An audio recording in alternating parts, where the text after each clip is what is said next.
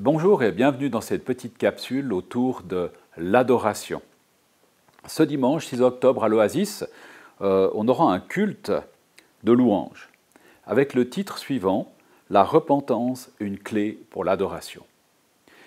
Pour commencer, j'aimerais vous lire un texte que l'on trouve dans Ésaïe 6, à partir du verset 1, qui nous dit ceci.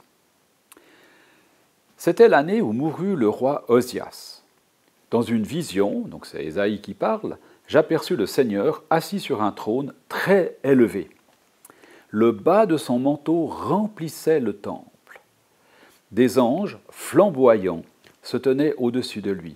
Ils avaient chacun 6 ailes, 2 leur servaient à se cacher le visage, 2 à voiler le corps, et 2 à voler.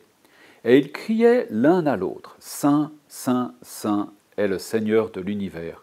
La terre entière est remplie de sa gloire. » Leur voix faisait trembler les portes sur leurs pivots, et le temple se remplit de fumée. Je dis alors, « Quel malheur pour moi! Je vais être réduit au silence, car mes lèvres sont indignes de Dieu. Et j'appartiens à un peuple aux lèvres tout aussi indignes de lui. Or j'ai vu de mes yeux le roi, le Seigneur de l'univers. » Mais un des anges flamboyants vola vers moi. Avec des pincettes, il tenait une braise qu'il avait prise sur l'autel. Il en toucha ma bouche et me dit, « Ceci a touché tes lèvres. Ton indignité est supprimée.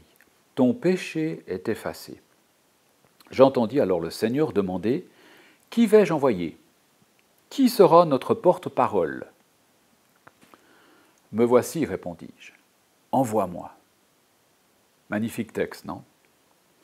Alors, étymologiquement parlant, le mot adoration, c'est s'agenouiller, se mettre à genoux devant quelqu'un, devant une puissance, une autorité, Dieu. C'est, oui, pour s'agenouiller, il faut plier le genou. C'est une position.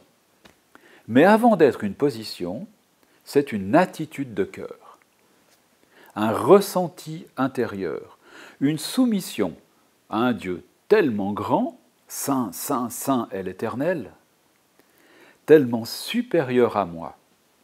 C'est une question d'humilité, et l'humilité n'a rien à voir avec l'humiliation. Dieu ne nous humilie pas, mais notre attitude, c'est celle d'être humble devant Dieu.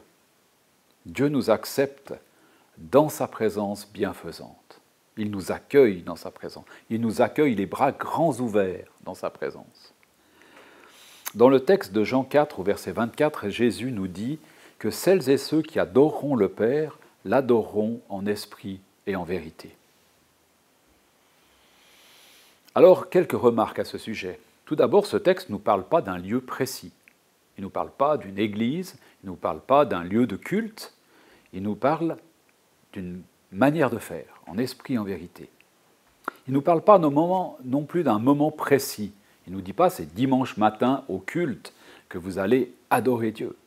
Non, il n'y a pas de lieu où tout lieu finalement est susceptible d'être un lieu d'adoration pour Dieu. Et puis non plus pas de forme précise. Mais, il y a un mais il faut, nous dit ce texte. Il faut adorer le Père en esprit et en vérité. Alors qui dit Père dit relation, dit aussi, dans notre cas, adoption. Nous sommes des enfants adoptés de Dieu. Nous recevons son esprit, qui dit à notre esprit que nous sommes enfants de Dieu. C'est Paul qui nous en parle aux Romains, chapitre 8 au verset 15. Et puis l'esprit. L'esprit, c'est le moyen de communiquer avec Dieu. Et j'aimerais vous lire une petite citation qui vient de ce livre d'Alfred Kuhn, « Le culte dans la Bible et dans l'histoire ». Et ce texte, cette citation nous dit ceci, « Adorer en esprit, c'est puiser à la source même de l'adoration, dans l'esprit inépuisable de l'Éternel, louange, et lui donner la liberté de se joindre à notre esprit pour exprimer par notre entendement et notre cœur la grandeur de notre Sauveur Jésus et l'amour de notre Père céleste. » Une citation de Kendrick. Alors, entre parenthèses, on a voulu tellement insister sur le spirituel que l'on a complètement dépouillé nos lieux de culte. Plus de symboles, plus rien d'artistique, plus rien de corporel même. Hein. On en a fait des salles d'école, des salles de classe religieuses, des lieux de culte, j'allais dire, moches. Alors oui, il faut l'authenticité et la vérité, bien entendu. Oui, il faut une sainte trouille, je peux dire ça comme ça, de Dieu, hein, dans le respect de ce Dieu saint, saint, saint. Hein, quand on compare à notre petitesse, eh ben, on ne fait pas le poids. Mais aussi d'être de tout notre être qui adore Dieu. C'est tout notre être qui adore Dieu, comme le dit ce texte, ce passage. Et il l'adore en vérité, qui est une attitude intérieure. Et c'est vraiment ça qui me semble vraiment clé dans tout ce que je vous partage ce matin. Ce côté de l'humilité, c'est le côté de reconnaître, de repentance même, de reconnaître notre petitesse, de reconnaître que l'on n'est pas parfait. Cet esprit qui nous dit et qui est en lien avec la vérité. Vérité et esprit vont de pair. Et la vérité, elle s'oppose. Elle s'oppose à l'hypocrisie, elle s'oppose à la façade, elle s'oppose à nos masques, elle s'oppose à parfois ce qu'on veut montrer, mais qui n'est pas en lien avec ce qui est à notre intérieur. Saint Augustin disait « Assurons-nous que notre vie chante la même mélodie que notre bouche. » Vous voyez, cette cohérence entre ce qui nous habite et ce que l'on dit, ou ce que l'on dit et ce qui nous habite. Alors comment adorer? D'abord, je crois qu'il y a une question de confiance. Dieu désire, accepte, veut cette adoration. Il y aspire. Et puis de voir Dieu trop comme notre copain, fait de ce Dieu un Dieu trop petit, trop faible.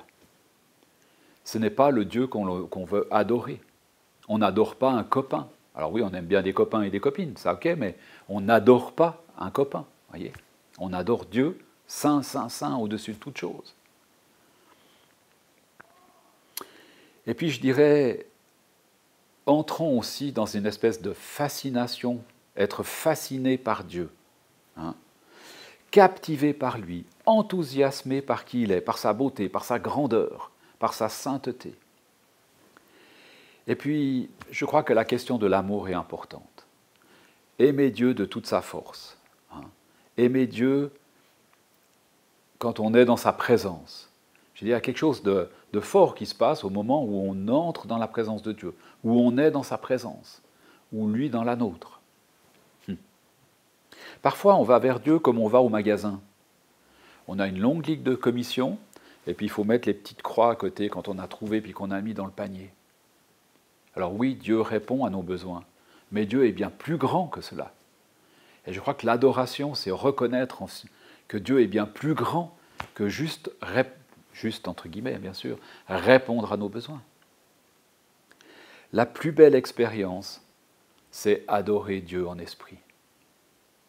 La plus belle expérience que l'on peut vivre avec Dieu, c'est l'adorer en esprit. Je crois que quand notre esprit connecte avec l'Esprit de Dieu, hein, il reçoit en fait cette louange, c'est quelque chose qui vient de lui en fait, et qui nous permet de reconnaître sa grandeur, de l'adorer, de le louer. Et ça, c'est vivre le ciel sur la terre. L'adoration véritable, elle ne se fabrique pas. Elle vient de notre cœur, de nos sentiments, de nos pensées, en parole, en chant, en silence. C'est toujours une réponse à ce que Dieu nous montre de lui. Il nous montre sa grandeur, il nous montre sa sainteté. Et là, on peut être comme Ésaïe, à genoux, quoi, devant lui. Alors adorer Dieu, c'est adorer le vrai Dieu.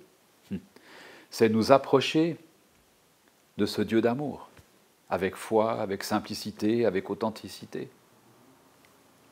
Nous sommes ses enfants bien-aimés, adoptés. Il n'y a plus aucune condamnation pour celles et ceux qui sont en Jésus-Christ, nous dit Romains 8 au verset 1. Alors entrons donc dans la louange pour exprimer notre adoration, avec des cris de joie, d'admiration, avec des chants, en disant la grandeur de Dieu. J'aimerais encore vous lire une citation que je trouve dans ce bouquin, qui nous dit « La louange véritable est tout d'abord affective, nos affects, nos sentiments. Elle naît d'un sentiment interne, d'une joie, d'une allégresse qui jaillit du cœur. Une musique de l'âme et de l'esprit. Partout dans la Bible, la Bible la présente aussi comme un devoir. C'est un devoir de louer Dieu, un devoir d'adorer Dieu. Magnifique, non?